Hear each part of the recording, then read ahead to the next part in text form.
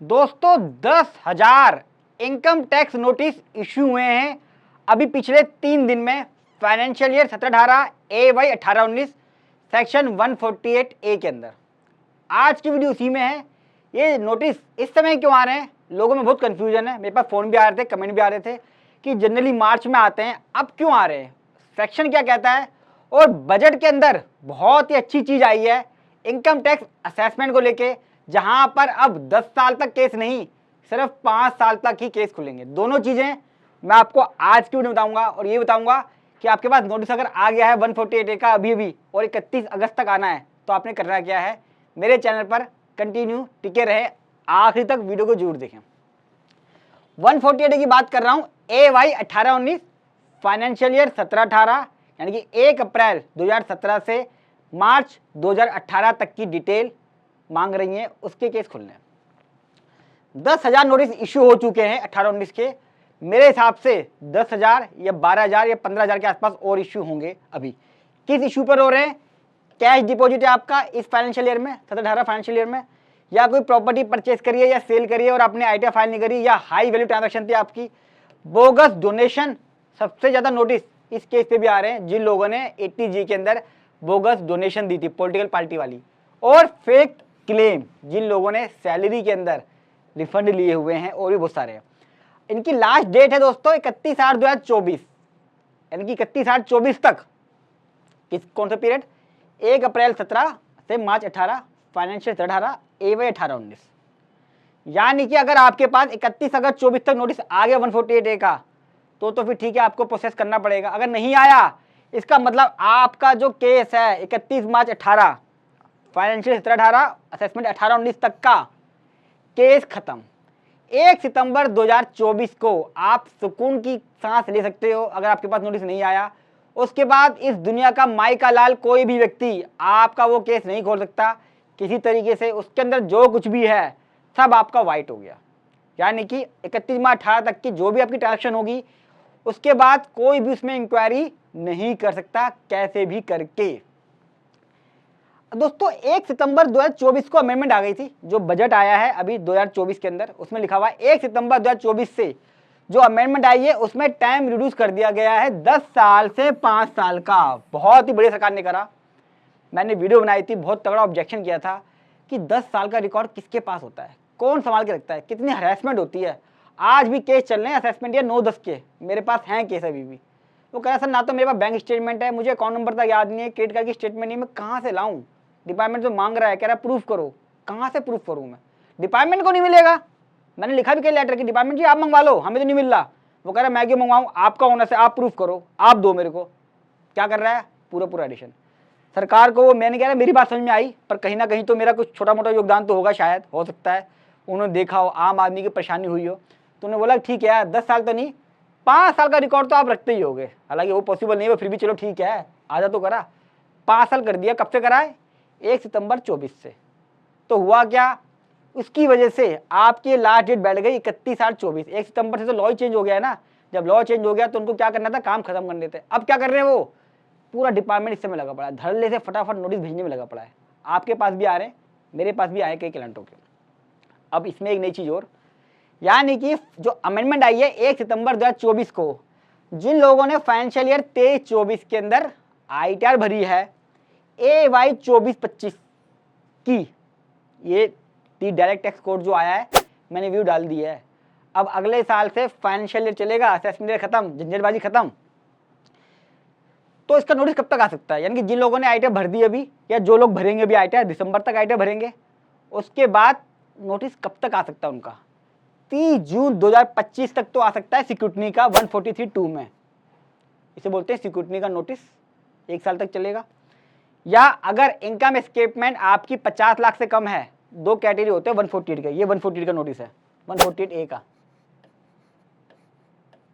अगर 50 लाख से कम है, यानी किसी के अकाउंट में कैश डिपॉजिट है 12 लाख रुपए, 15 लाख, 20 लाख, 25 लाख, 49,99,999, 50 लाख से कम है, तो उसका केस खुल सकता था 31 मार्च 2028 तक।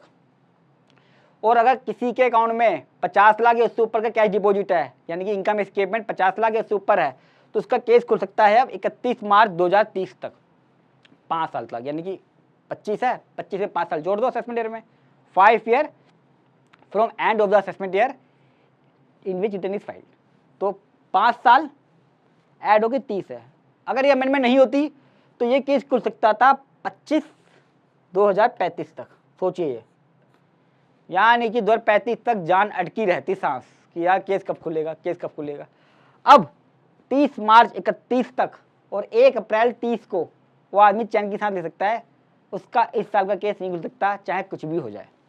अब अगर आपके पास नोटिस आ गया है या आ सकता है तो आपको करना क्या है दोस्तों, बहुत ही इंपॉर्टेंट है, मैंने स्टेप बताए वाले। और असेसमेंट को लेके पूरा एक प्ले लिस्ट है मेरी, डिस्क्रिप्शन बॉक्स में लिंक दे दिया है, जरूर देख लीजिएगा।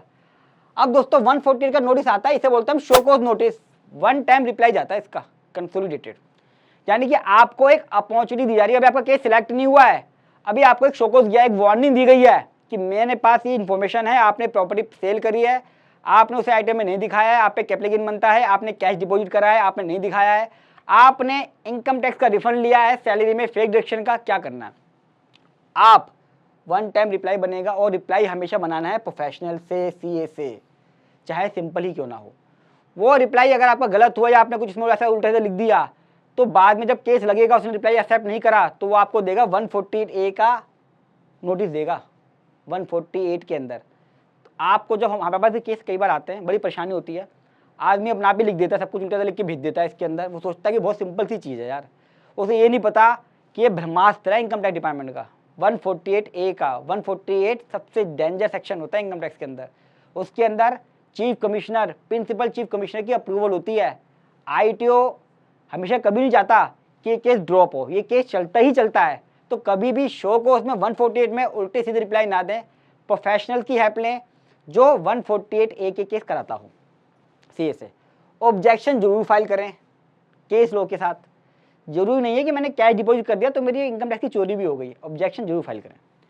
रिवाइज कंपोजिशन कर सकते हो आप और टैक्स पे कर सकते हो, क्योंकि ITO का टाइम तो होता ही नहीं है, ये 3 साल और 5 साल का टाइम होता है, ये 10 साल का टाइम होता है इसके अंदर। तो क्या हो सकता है, आप ITO तो कभी भर ही नहीं सकते हो, लेकिन आप रिवाइज कंपोजिशन बना के टैक्स पे कर सकते हो। बता दो कि यार होगी गलती मेरे से, आपने मेरे से पूछा शोकोज में, आपने गलती पकड़ ली, मैंने आपको दे दिया, अभी मेरा केस तो सिलेक्ट नहीं हुआ है। इंटरेस्ट पेनल्टी काफ़ी चीज़ों से बच सकते हो, इसलिए हमेशा प्रोफेशनल से कराएं जो आपको डिसीजन लगे। अच्छा मान लो आपने रिप्लाई दिया, या तो सेटिस्फाई होगा ड्रॉप कर देगा, मैंने बहुत केस ड्रॉप करवा रखे हैं दोस्तों, आप पर्सनली जा भी सकते हो। इसके अंदर आपके पास मौका क्या है, जाने का मौका है यहाँ तक। जब भी नोटिस आता है तो ये आपके एरिया से ही आता है, हमेशा आपका ऑफिसर होता है, आप इससे मिल सकते हो, रिप्लाई लेके दिखा सकते हो उसको। एक बार आपने रिप्लाई दे दिया, वो सेटिस्फाई होगा तो केस खत्म करेगा, हाँ ठीक है ऐसे खत्म करो, मैटर क्लोज। सेटिस्फाई नहीं हुआ, आपने रिप्लाई उल्टा से दिया तो क्या करेगा, 148AD में ऑर्डर पास कर देगा, साथ में 148 का नोटिस इशू कर देगा ITO फाइलिंग के लिए। अगर ये वाला स्टेप हो गया आपके केस में तो समझो फिर आप मारे गए, आपका केस पूरा चलेगा। अब आपको बहुत ही ध्यान रखना है, हो सकता है आपने यहाँ गलती कर दी हो, अपने आप रिप्लाई दे दिया हो, अब जब यहाँ पे ये चीज़ आ जाए अब आप कोई गलती मत करना दोबारा, अब आप किसी प्रोफेशनल के पास जाएं। ITO जरूर फाइल करें दोबारा से, पहले फाइल कर चुके हो, लोग कहते हैं मैं पहले फाइल कर चुका हूँ, कोई फर्क नहीं पड़ता। 148 में दोबारा ITO फाइल करनी है और within due date file करनी होती है। उसमें नोटिस में लिखा होता है 30 दिन में फाइल करें, 90 दिन में फाइल करें, टाइमली फाइल करनी है। और कंप्लीट रिप्लाई जरूर बनाएं ITO फाइल करने से पहले। कई बार मैंने देखा है लोग क्या करते हैं, पुरानी ITO भर दी या कंप्लीशन बना दी ना, आपको जो ITO बनानी है, कंप्लीशन बनानी है, वो केस का पूरा रिप्लाई तैयार करना है, उसके बाद ITO फाइल करनी है। ऐसा ना हो ITO फाइल कर दें और जब रिप्लाई तैयार करें तो कुछ फैक्ट निकल कर आए, अरे यार ये तो गलती हो गई, काश ये तो हम ITO में दिखा देते, दिक्कत आती है। हम क्या करते हैं, पूरा केस स्टडी करने के बाद ही ITO फाइल करते हैं। ITO बड़ा इंपॉर्टेंट है, ITO बनने से पहले हम पूरा केस तैयार कर लेते हैं, उसके बाद ही ITO फाइल करते हैं। अच्छा आपने ITO फाइल कर दी, ITO फाइल करने के बाद आपके पास नोटिस आएगा 143(2) का, इसका कोई रिप्लाई नहीं जाता कभी भी। फिर आता है 142 सबसेक्शन 1 के अंदर क्वेश्चन ईयर, जिसमें क्वेश्चन पूछे जाते हैं, आप उसमें रिप्लाई देते हो, मेरा ये है, मेरा वो है, एनेक्सर जाते हैं। फिर वो 143(3) with respect to 147 order pass कर देता है। फाइनल ऑर्डर जब आएगा आपका, कब तक आएगा फाइनल ऑर्डर, ध्यान से देख देना रेट। जिन लोगों के अभी 31 अगस्त तक नोटिस आने वाले हैं या आ चुके हैं, फाइनेंशियली 17-18 असेसमेंट ईयर 18-19 का, ये आपका केस चलेगा 31 मार्च 26 तक चलेगा। सोचो अभी तो 24 चल रही है ना, टाइम है आपके पास काफ़ी, लेकिन प्रोफेशनल से कराना है ना। अच्छा इसमें या तो डिमांड निकालेगा वो, भैया आपने कहा 12 लाख का मेरा कैश है, ये है वो है, मान गया ठीक है, ड्रॉप कर देगा, वरना डिमांड निकाल देगा कि नहीं नहीं 60% टैक्स लूँगा, ये है वो है, आपको फिर अपील फाइल करनी पड़ेगी। जनरली जो फीस है इसकी मिनिमम फीस मांगी चलता हूँ मैं 45,000 तक है, काफ़ी केस पे डिपेंड करता है, ये 1.5 लाख तक भी चली आती है अगर कोई बड़ा केस है। लेकिन अगर आपसे कोई कहे कि मैं 5,000 में रिप्लाई बना देता हूँ, मैं 2,000 में बना देता हूँ, 2,500 में बना देता हूँ, 10,000 में बना देता हूँ, तो आप समझ जाना कि भैया वो फिर केस थोड़ा सा समझता नहीं है या उसने कभी 140 केस नहीं कराए हैं। आप किसी से केस कराएं, उससे सैंपल बेसिस पे मंगा भी लें कि सर एक बार हमें दिखा दीजिए कि आपने कैसा केस कराया है, क्या कोई ऐसा केस ड्रॉप हुआ है। ड्रॉप होना ना होना अलग है, केस तो आपने कराना ही है, पर फिर भी अगर ये चीज़ कर लें कि क्या उसको उसका प्रोसेस पता है, वहीं पे ही कराएं ताकि आपका नुकसान ना हो। कई बार बड़े बड़े केस बन जाते हैं, छोटी छोटी चीज़ें होती हैं, लेकिन रिप्लाई गलत की वजह से वो केस बहुत बड़ा बन जाता है। इस चीज़ का जरूर ध्यान रखें, प्रोफेशनल भी, सीए एडवोकेट, टैक्स प्रैक्टिशनर और एसएससी भी। वीडियो कैसी लगी कमेंट बॉक्स में जरूर बताइएगा, अच्छी लगी तो लाइक कीजिएगा, और आपका अगर कोई नोटिस आया हुआ है और आप मेरे से डिस्कस करना चाहते हैं, मोबाइल नंबर फ़ोन नंबर दिया हुआ है, ईमेल आईडी, आप मुझसे कॉन्टैक्ट करके उसमें हेल्प भी ले सकते हैं। और दोस्तों अगर आपके पास भी ऐसा नोटिस आया है और आप मेरे से कुछ पूछना चाहते हो, कमेंट बॉक्स में लिख दीजिएगा, मैं उसका रिप्लाई कर दूंगा। मैं सारे कमेंट्स का रिप्लाई करता हूँ। इंडिया का इकलौता प्रैक्टिकल चैनल है ये, जहाँ पे आपको सिर्फ प्रैक्टिकल बातें बताई जाती हैं और कमेंट्स में प्रैक्टिकल रिप्लाई जाते हैं। इसलिए चैनल को भी सब्सक्राइब कर लें, क्योंकि मैं आपको प्रैक्टिकल अपडेट्स देता रहूँगा। डायरेक्ट टैक्स कोड भी आने वाला है, उस पर भी लगातार वीडियो डाल रहा हूँ मैं, तो इसलिए अगर फर्स्ट टाइम है चैनल को सब्सक्राइब कर लो। जितना हो सके इस वीडियो को शेयर करें। 31 अगस्त अभी आने वाली है, लोग इसे बहुत हल्के में ले रहे हैं और लोग समझ नहीं पा रहे कि जो नोटिस मार्च में आने थे वो अब क्यों आ रहे हैं। वो आ रहे हैं अमेंडमेंट की वजह से। तो जो मैंने प्रोसीजर बताया है बेचारे देख लेंगे, आईटी तैयार कर लेंगे, उनका बहुत फायदा हो जाएगा। और जो मेरी मुहिम है ना कि इनकम टैक्स का नोटिस किसी के पास ना ऐसा एक दिन आ जाए, उस मुहिम में आप भी शामिल हो जाइए मेरी इस वीडियो को शेयर करके। जल्द मिलूंगा अगली वीडियो में, तब तक नमस्कार।